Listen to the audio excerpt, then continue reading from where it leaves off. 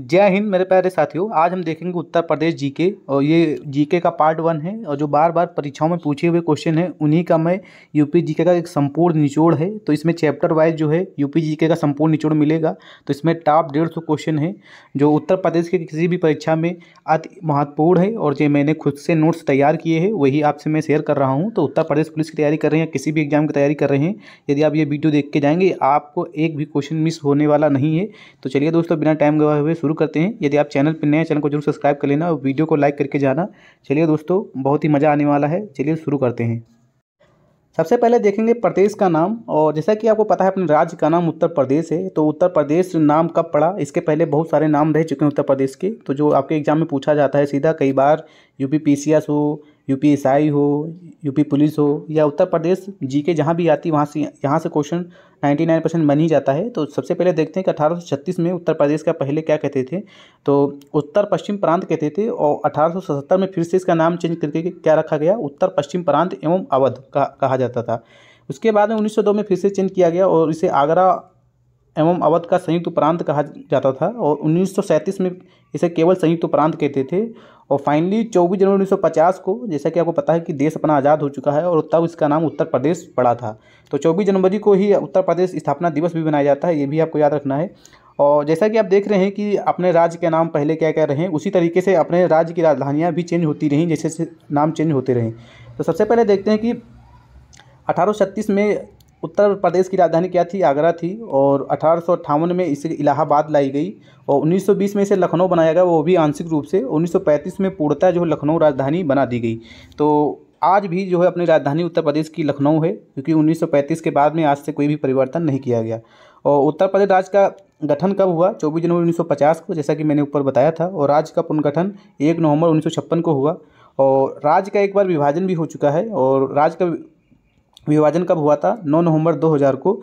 और 9 नवंबर 2000 का उत्तराखंड बना था और ये 13 जिलों को काट कर बनाया गया था। तो आपसे पूछा जाता है कि उत्तराखंड उत्तर प्रदेश से कब अलग हुआ था? तो याद रखना है 9 नवंबर 2000 को। ये कई बार यूपी पुलिस में भी पूछा जा चुका है, हर बार एग्जाम में बनता है। तो ये भी याद रखना है कि उत्तराखंड स्थापना दिवस 9 नवंबर को मनाया जाता है, क्योंकि 9 नवंबर का ही अलग किया गया था। और याद रखना है इसमें 13 जिले हैं, बहुत ही इंपॉर्टेंट है। चलिए आगे देखते हैं। प्रदेश का अपने राजकीय वृक्ष क्या है? अशोक है। और राजकीय पुष्प क्या है? पलाश या टेसु इसे कहते हैं। और राजकीय पक्षी क्या है? सारस है। और राजकीय पशु क्या है? बारहसिंगा है। तो उसके बाद में देखते हैं कि जो है अपने प्रदेश की जो राजकीय भाषा है, और ये प्रथम राजकीय भाषा रही हिंदी है, ये देवनागरी लिपि में। और ये 1947 को अपनाई गई थी प्रथम राजकीय भाषा। और ये हिंदी कार्यालय में अनिवार्य की गई थी 26 जनवरी 1968 से। तो ये भी याद रखना है। जैसा कि आपको पता है कि उत्तर प्रदेश के सभी कार्य जो हिंदी में होते हैं, तो क्या है, उर्दू है। और ये कब से अपनाई गई थी? 1989 से। उसके बाद में याद रखना राजकीय खेल क्या है? अपना हॉकी है। और राजकीय चिन्ह क्या है? एक व्रत में 2 मछली और एक तीर धनुष। और कब ये राजकीय चिन्ह अपनाया गया था? तो 1938 से जो है इसे स्वीकृति दी गई थी। और यूपी का अक्षांशीय विस्तार कितना होता है? तो 23 डिग्री 52 मिनट से 31 डिग्री 58 मिनट तक है। और ये उत्तरी अक्षांश के मध्य, ये भी आपको याद रखना है। यूपी का देशांतीय विस्तार कितना है? 77 डिग्री 30 मिनट पूर्व से 84 डिग्री 39 मिनट पूर्वी देशांतर के मध्य है। और प्रदेश का जो है अपने यूपी का कुल अक्षांशीय और देशांतीय विस्तार कितना है? 60 डिग्री 36 मिनट से 60 डिग्री 9 मिनट तक। यूपी का जो है पूर्व से पश्चिम का विस्तार कितना है? 650 किलोमीटर है। और यूपी का उत्तर से दक्षिण है 240 किलोमीटर है। और यूपी का जो है कुल क्षेत्रफल कितना है? 2,40,968 है। और जो भारत का कितना क्षेत्रफल घेरे हुए है? 7.33%। और क्षेत्रफल की दृष्टि से यूपी का चौथा स्थान है। और इसके पहले स्थान पे कौन कौन है? राजस्थान 1 नंबर पे है, मध्य प्रदेश दूसरा, महाराष्ट्र तीसरा, यूपी अपना चौथा। तो यहाँ तक आपको याद रखना है। चलिए उत्तर प्रदेश की राजनीतिक स्थिति को हम देख लेते हैं। तो इसमें की कुल सीमा 9 राज्यों से लगती है। और इसमें जो है कौन कौन से राज्य हैं? हिमाचल प्रदेश हो गया, उत्तराखंड, राजस्थान, हरियाणा, मध्य प्रदेश, झारखंड, बिहार, छत्तीसगढ़। तो ये 8 राज्य हो गए। और एक केंद्र शासित प्रदेश है दिल्ली है।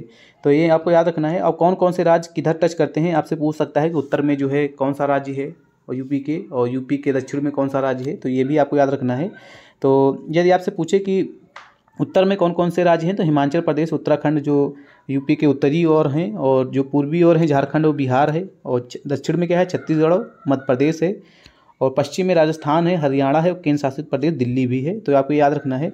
और एक चीज़ इंपॉर्टेंट ये भी याद रखना है आपको, जब आपसे यूपी का सबसे अंतिम बिंदु वाला राज्य पूछे तो आपको याद रखना है कि उत्तर में हिमाचल प्रदेश है, ठीक है, पश्चिम में हरियाणा है, पूर्व में बिहार है, दक्षिण में छत्तीसगढ़ है। तो ये आपको नोट कर लेना, मैंने इसमें स्टार लगा दिया है इसीलिए, और ये स्टार बना के यहाँ पे मैंने लिख भी दिया है। उसके बाद में आगे देखते हैं कि यूपी की सबसे लंबी सीमा रेखा किस राज्य से टच होती है, तो मध्य प्रदेश से सबसे ज़्यादा सीमा बनाता है अपना उत्तर प्रदेश, और सबसे कम सीमा रेखा किससे बनाता है, हिमाचल प्रदेश से बनाता है। तो ये इंपॉर्टेंट है। और सर्वाधिक प्रदेशों को स्पर्श करने वाला यूपी का कौन सा एक जिला है, जो सोनभद्र है, ये 4 राज्यों को टच करता है। कौन कौन से राज्य हैं, बिहार है, झारखंड है, मध्य प्रदेश है, छत्तीसगढ़ है। और बहुत ही मज़ा आपको आ रहा होगा, और वीडियो का अंत जरूर बने रहना है। और यूपी के सबसे अधिक जिला स्पर्श करने वाला राज्य कौन सा है, तो कौन सा है, जैसा कि आपको बताया था मध्य प्रदेश है। और मध्य प्रदेश से तीनों ओर घिरा हुआ जिला कौन है यूपी का, तो ललितपुर है, तो जो तीनों ओर से घिरा हुआ है। उसके बाद में देखते हैं आगे, यूपी के सबसे अधिक जिलों को स्पर्श करने वाला जिला कौन सा है, बदायूं है। मतलब कि यूपी के अंदर जो एक जिला है और जो उसके सब आसपास टच जिला करते हैं, तो कौन सा जिला है, बदायूं है, जो 9 जिला को टच करता है। यूपी को स्पर्श करने वाला एकमात्र देश कौन सा है, तो ये नेपाल है।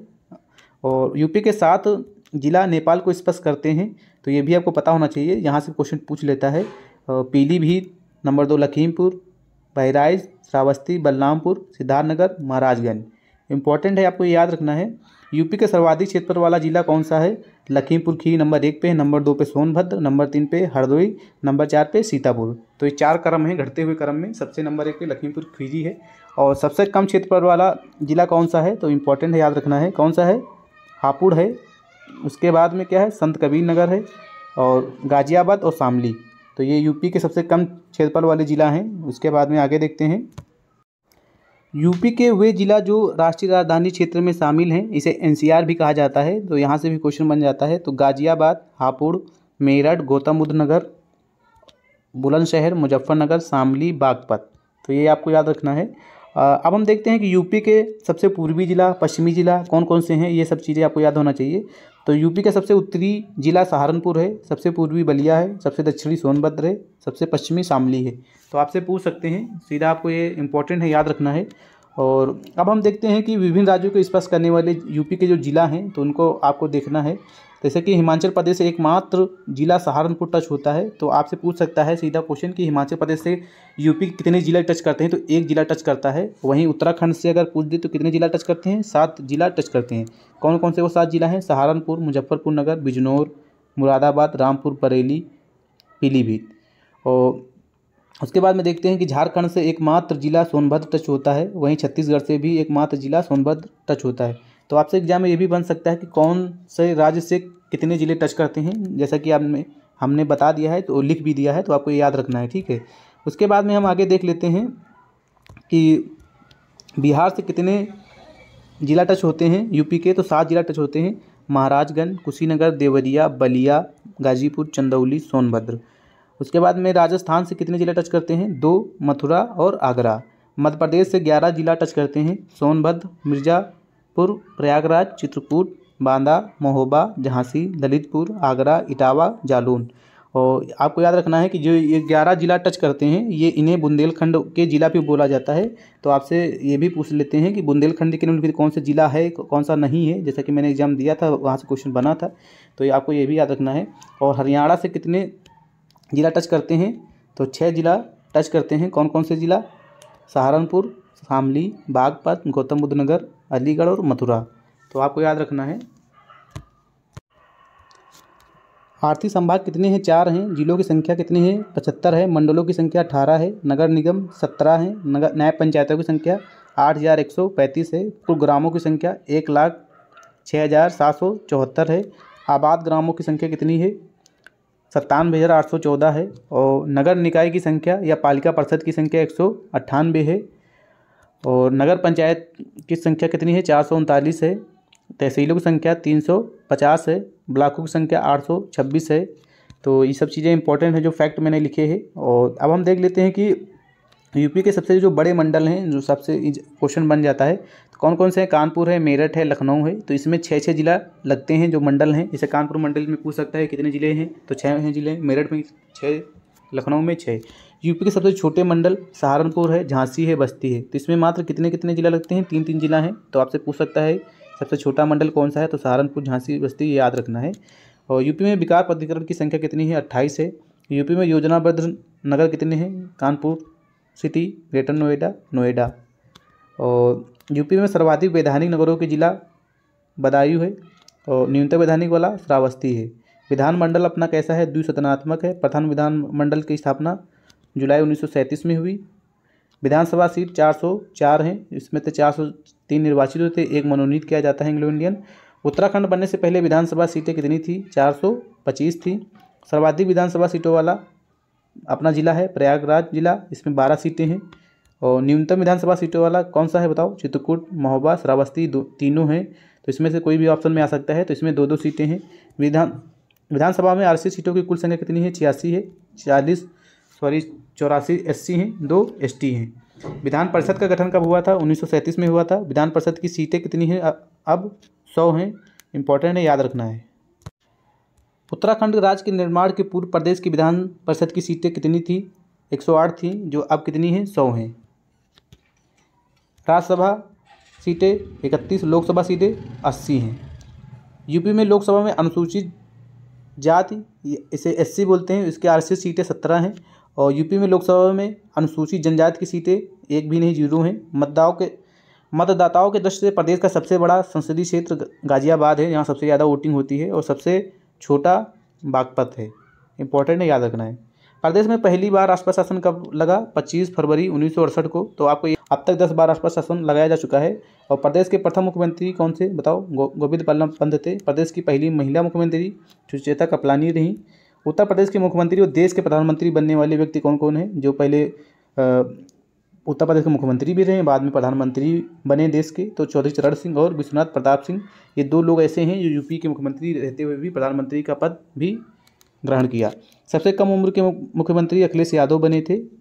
और अब तक की 2 महिला जो हैं यूपी में अपना जो है मुख्यमंत्री पद का सुशोभित किया है, जिसमें से सुचेता कृपलानी नंबर 1 पे हैं, नंबर 2 पे मायावती हैं।